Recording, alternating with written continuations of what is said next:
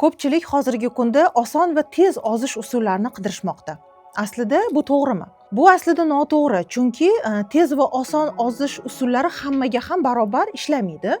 Ya'ni tez va oson, ya'ni sog'lom ozish uchun avvalambor uni o'zini qonun qoidalariga amal qilishimiz shart. Bu qonun qoidalar qaysilar? Hozir men sizlarga sanab o'taman, bir nechta maslahat beraman va ularni qay tartibda, qanaqa ko'rinishda amal qilishingiz haqida ham tushuntirib o'taman. Birinchi maslahat, har bir ovqatdan oldin suv iste'mol qilish. Suv nima uchun kerak? Suv birinchi navbatda oshqozonimizni hajmini to'ldirib beradi, undan tashqari to'qlik hissini beradi va keyingi yeyotgan ovqatingizni hazmlanish jarayonini yaxshilab beradi. Shuning uchun ham biz har bitta ovqatdan oldin bir stakan, ya'ni 250-300 ml suv iste'mol qilishimiz shart. Suv xona haroratida bo'lgani ma'qul, chunki oshqozonni hajmi sovuq suvda yoki qaynoq suvda o'zgaruvchan bo'ladi. Shuning uchun iliq holda iste'mol qilganimiz ma'qul. Agar suv iste'mol qilganingizdan keyin, mana ovqatdan oldin yarim soat oldin suv ichdingiz bir stakan, endi siz yarim soatdan keyin ovqatlanishingiz kerak. Ovqatlanish jarayoningizda agar sizda to'qlik hissi hali uyg'onmagan bo'lsa, demak hali miya faoliyati ishga tushmadi. To'qlik hissini sentri ishga tushmagani uchun yana 5-10 daqiqa kutishimizga to'g'ri keladi. Ketidan ovqat iste'mol qilaverasiz va siz ozgina ovqat iste'mol yesangiz ham, qilsangiz ham to'yib qolasiz. Shuning uchun ham bizga suv kerak. Kunlik suvimizni umumiy miqdori 2-2,5 litrni tashkil qilish kerak. Bu sovuq kunlarda. Yozgi kunida biz chanqiymiz, qo'shimcha ravishda suv talab qiladi organizm. Bunaqa paytda 3-3,5 litrgacha bemalol olib chiqishimiz mumkin. Keyingi maslahatimiz, kechasi soat 22:00 dan keyin hech qanday taom iste'mol qilmaslik. O'zi bunaqa paytda hamma uxlaydi, hech kim ishtama yemaydi deb hayron bo'lishingiz mumkin. O'zi aslida kechki ovqatdan keyin, ya'ni 7 dan keyin yoki 6 dan keyin hech nima yeyish tavsiya qilinmaydi. Endi ba'zi insonlar borki, kechqurun ish tartibi shunaqaki, kechqurun ovqatlanishga to'g'ri keladi. Ular kechasi ishlaydi yoki smenli ishda ishlashadi. Aniq bunaqa insonlar har doim qiynalishadi, dieta qilishga yoki bo'lmasa ovqatini to'g'ri qo'yib olishga qiynalishadi. Shunaqa paytda aytamizki, oxirgi ovqatingiz yotishingizdan 2-3 soat oldin bo'lsin. Ovqat yeganingizdan keyin 2-3 soatsiz yotib olmang. Yotib olsangiz, ovqat oshqozonda qolib ketdi. Bu o'z navbatda metabolizm sekinlashtirib, haligi parchalanish jarayonlari buzilishiga olib keladi va zaxira yog' to'planishiga olib keladi. Shuning uchun ham kechqurungi ovqatingiz juda kech bo'lmasin va agar siz qorningiz ochib qoladigan taqdirda, misol uchun 6-7 da nimadir yedingiz, kechqurun yotguningizcha qorningiz ochib qoldi. Endi bunaqa paytda nima yeyish mumkin deb so'rashadi. Bunaqa paytda oqsillarga boy bo'lgan mahsulotlarni iste'mol qilishlari, oz miqdorda, ko'p emas albatta, hamda kletchatkaga boy bo'lgan mahsulotlarni iste'mol qilishlari mumkin. Oqsilli taomlar nimalar? Oqsillar asosan sut mahsulotlari hamda tuxum, yong'oq, shular dukkayliklar kiradi oqsillarga.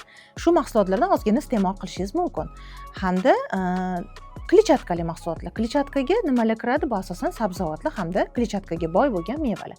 Shularni iste'mol qilishingiz mumkin. Qolgan mahsulotlar, ya'ni uglevodlarga boy bo'lgan shirali, xamirli taomlarni umuman iste'mol qilmaganinglar ma'qul. Chunki ular albatta vazn qo'shishingizga yordam beradi. Keyingi maslahatimiz nonushtani to'g'ri tashkil qilish.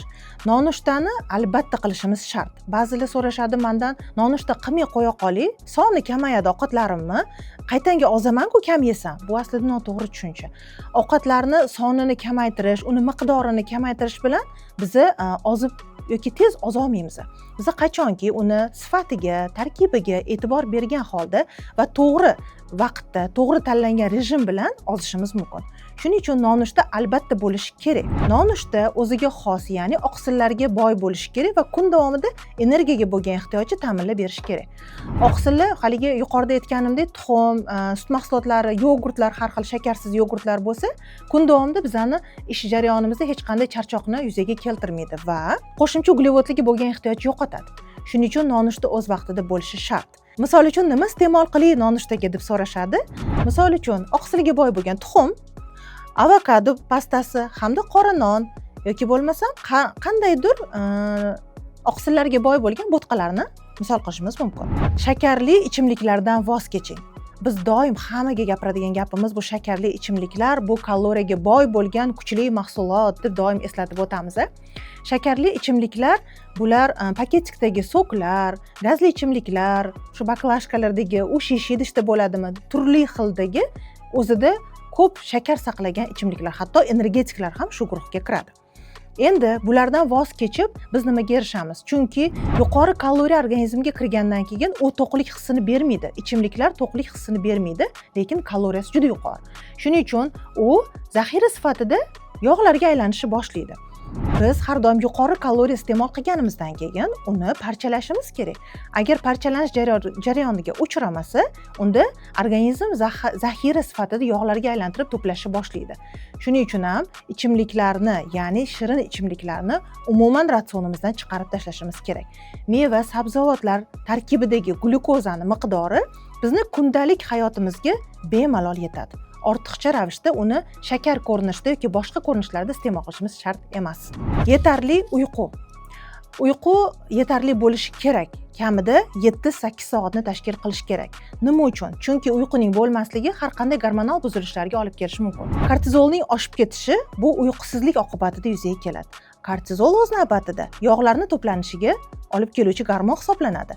Ya'ni kortizoli oshgan odam agressiv, shirinlikka o'ch, kayfiyati buziluvchan, har kimga zahrini sochadigan, tez jahl qiladigan insonlar hisoblanadi va bular qanaqadir shirinlik yemasa o'zini bosa olmaydi. Chunki stresslarni albatta glyukoza bilan boshqarib, uni orqasidan ortiqcha vazn to'plagan insonlar juda ko'p. Men har doim aytaman, stresslardan uzoqroq yurish va uyquni rejimga solish bu katta ahamiyatga ega. Uyqusi kelmayotgan odam qancha kech uxlasa, shuncha qorni ochganini his qiladi. Bu aniq fakt, har bitta odam o'zida buni his qilgan. Ya'ni misol uchun 9-10 da uxlaydigan odam bilan kechasi 2 da, 3 da uxlaydigan odamni solishtirsangiz, albatta bu kech uxlaydigan odam nimadir yeb qo'yadi yotguncha. Chunki bu tabiiy holat, organizm ishlab turadi. Uyqu bo'lmagandan keyin, haligi gormonlar ishlagandan keyin avtomatik tarzda ovqat talab qiladi. Shuning uchun ham biza kechqurungi navbatdan tashqari yeyishlarni keltirib chiqaruvchi gormonlarni yo'qotishimiz uchun, ularni normada ushlab turishimiz uchun albatta uyqumizni nazorat qilishimiz kerak. Yana undan tashqari uyquga to'xtalgan paytda aytib o'tishim kerakki, bir xil paytda yotib, bir xil paytda turishning ahamiyati juda ham katta. Bir xil paytda yotganda va uyquning bir xil payt uzayishi, uyqu rejimini, gigiyenasini ushlanishi, normada ushlanishi bu har bitta gormonni normal holatda ishlashini ta'minlab beradi. Keyingi maslahatimiz diqqat bilan ovqatlanish. Diqqat bilan ovqatlanish bu nima? Ovqat yeyotgan mahalimiz ko'pchiligimiz televizor ko'rishga odatlanganmiz. Ushbu odat aslida to'g'ri emas. Nima uchun? Chunki biz ovqat yeyotgan paytimizda miya faoliyati ovqatga qaratilishi kerak. Agar biza fikrimiz kinoda yoki boshqa bir narsada bo'lsa, ko'rayotgan narsamizda bo'lsa, televizorda bo'lsa, miya faoliyati u yoqqa qaratiladi. Butun vнимание u yoqqa qaratilgandan keyin biz ovqatdagi to'yganlik hissini bila olmay qolamiz. Chunki miyadagi sentr, ya'ni markaz to'yganlik hissini bizga bildiruvchi sentr o'chganligi uchun u yoqqa qaratilgan. Biz to'yganligimizni kechroq bilib qolamiz. Ya'ni oshqozon to'lib, o'sha halqumga kelgandagina o'shanda to'yganimizni bilib qolamiz. Bu nimaga olib keladi? Agar doimiy ravishda bu narsa takrorlansa, oshqozon hajmini avtomatik ravishda kengayishiga olib keladi va keyingi safar ko'proq ovqat talab qiladi, yana ko'proq ovqat talab qiladi. Shuning uchun ham aytamanki, oila davrasida har bitta luqmani 20-30 marotaba chaynab yeyish bekorga etilmagan. Shunda luqma tarkibidagi har qanday parchalangan mahsulot og'iz bo'shlig'idan boshlab so'rilish boshlanadi.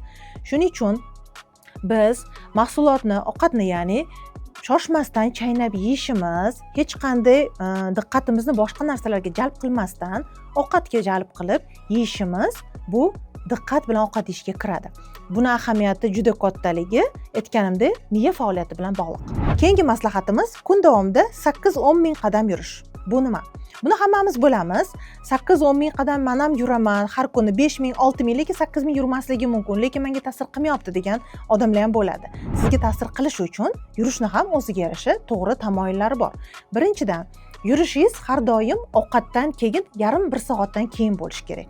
Och qoringa ham piyoda yurib bo'lmaydi. Hatto to'ygan zahotingiz ovqat yeb bo'lishingiz bilan srazi ham yura olmaysiz, chunki bunda yuragi nagruzka tushadi, harsillab qolib uzoq masofa yura olmaysiz. Shuning uchun ovqatdan keyin kamida yarim soatlar o'tgandan keyin siz piyoda yurishingiz kerak.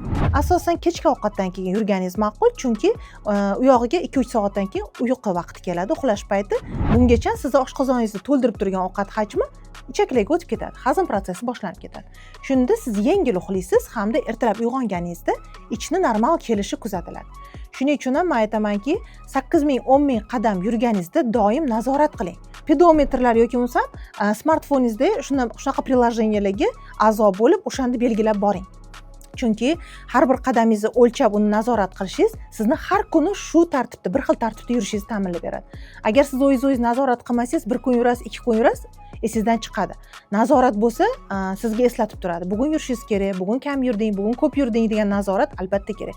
Har bitta odam o'zini nazorat qilishi kerak. Yana shunaqa maxsus prilojeniyalar chiqqanki, hozirgi kunda siz agar vazningizni, bo'yingizni, jinsingizni kirgizsangiz, o'zingizga mos ravishda qancha qadam yurishingiz kerakligini bir kunning chiqarib beradi. Va o'shanga mos ravishda yursangiz, siz hech qachon ortiqcha vaznga ega bo'lmaysiz. Undan ko'proq yursangiz, belgilangan ko'rsatkichdan ko'proq yursangiz, siz vazn yo'qotishni boshlaysiz. Ya'ni siz o'sha kaloriyangizdan tashqari ko'proq energiyani sarflayapsiz. Shunda siz vazn yig'masdan qaytanga ozishni boshlaysiz. Keyingi asosiy muhim maslahatlarimizdan yana bittasi ratsionimizdan fast foodlarni, oq nonni hamda qattiq qovurilgan, kuchli qovurilgan ovqat mahsulotlarini cheklash. Nima uchun? Chunki keyingi payt bizani hayotimizga fast foodlar kirib kelishi bilan semizlik kasali avj olib ketdi. Uni o'zingizlar ham ko'rib turgan bo'lsanglar kerak. Yoshlarimiz o'rtasida, hatto o'rta yoshlilar orasida ham bu semizlik kasalligi avj olib ketdi. Fast food kirib kelganda bir narsa kirib keldiki, yuqori kaloriya kirib keldi. Yuqori kaloriyaga ega bo'lgan fast food mahsulotini biz iste'mol qilganimizda miqdor jihatdan kichkina bo'lishi mumkin, hajm jihatdan oshqozoningiz unchalik to'lmasligi mumkin, lekin ovqatingizga 2 barobar, 3 barobar yuqori kaloriya beradi. Fast food tizimidagi ayyorona bitta taktikani sizlarga aytib o'tmoqchi edim. Nima uchun? Fast food mahsulot sotiladigan joylarga kirsangiz, albatta yonida muzdek, yaxdek ichimlik bilan birga taqdim qilinadi. Chunki siz agar issiq yoki iliq ko'rinishdagi boshqa bir suyuqlik bilan uni ovqatni yesangiz, siz tez to'yib qolasiz.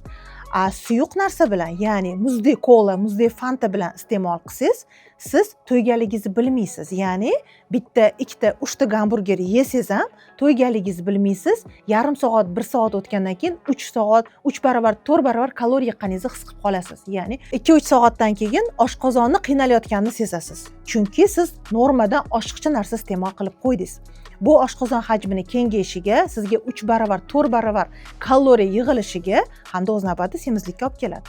Shuning uchun ham har doim aytaman, ratsionimizdan fast foodlar, oq nonlar, bulochkalar, oq non deganda o'sha bulochniy izdelar hammasi kirib ketadi. Bulochkalar hamda qattiq qovurilgan ovqatlarni cheklashimiz lozim. Keyingi maslahatimiz kuch mashqlari. Kundalik hayotimizga kuch mashqlarining qo'shishimiz bu mushak massalarini saqlanishiga hamda ozish jarayonida mushak massasining yo'qolishini oldini olishga olib keladi. Mushaklarimiz bizni suyaklar sistemamizni mustahkamlash uchun asosiy vazifani bajaradigan qism bo'lgani uchun ozish jarayonida mushaklar massasi yo'qolmasligi kerak. Aslida yog'larimiz erishi kerak. Shuning uchun ham kundalik hayotimizga kuch mashqlarini qo'shib boring va uni nazorat qilib boring. O'zingizni vazningizdan, jinsingizdan kelib chiqqan holatda kuch mashqlar tanlang va uni kun tartibingizga qo'yib boring. Kuch mashqlari sizni mushak massangizni saqlab qolish bilan birgalikda metabolizmni ham kuchaytiradi. Bu orqali biz vaznimizdagi ortiqcha yog'lardan xalos bo'lamiz. Xulosa qilib aytganda, yuqoridagi qonun-qoidalarga amal qilmasdan turib, siz sog'lom ozolmasligingiz mumkin. Shuning uchun har bir maslahatga amal qiling, o'z hayot tartibingizni ushbu maslahatlar asosida quring va biz bilan sog'lom ozing.